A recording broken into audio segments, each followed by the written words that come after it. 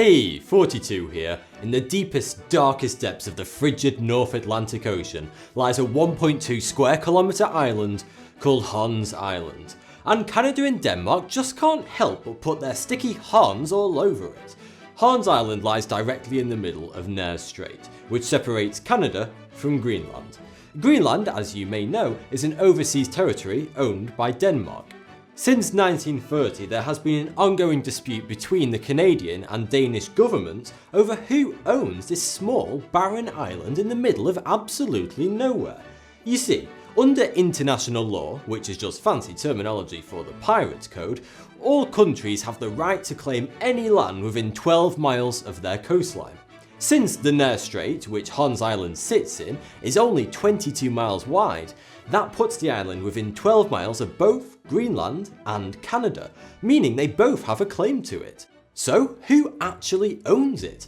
Well, I'm sorry Canada, but the island was officially ruled to be Danish territory by the Permanent Court of International Justice of the League of Nations in 1933. However, shortly afterwards the League of Nations was abolished, which made them really regret calling it the Permanent Court. It was replaced with the United Nations, after which Denmark's claim to Hans Island was kind of forgotten by every other nation, since it no longer carried any weight.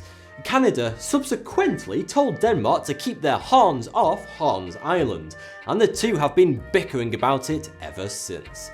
Luckily, Canada and Denmark are fairly peaceful nations, and this long-running dispute is often settled in a humorous manner. In 1984, Denmark's Minister of Greenland Affairs visited Hans Island and stuck a Danish flag in it. At the base of the flag, he left a note that read, "Welcome to the Danish island." He also left a bottle of brandy. This marked the start of the so-called Whiskey War between the two nations. Ever since that day, the two nations' militaries have been randomly sailing to Hans Island, replacing the other nation's flag with their own, and leaving a bottle of whiskey and a sign saying either "Welcome to Canada" or "Welcome to Denmark." Danish ambassador Peter Jensen said, whenever the Danish visit the island, they leave a bottle of schnapps, and the Canadians apparently leave a bottle of Canadian Club whiskey. It's like the coldest Cold War that ever happened. Now, this may all seem a bit silly for two countries arguing over land, but to me it seems a lot more mature than nuclear warheads, and certainly a lot funnier too. But even Canada and Denmark recognise that it may not all be schnapps and giggles forever.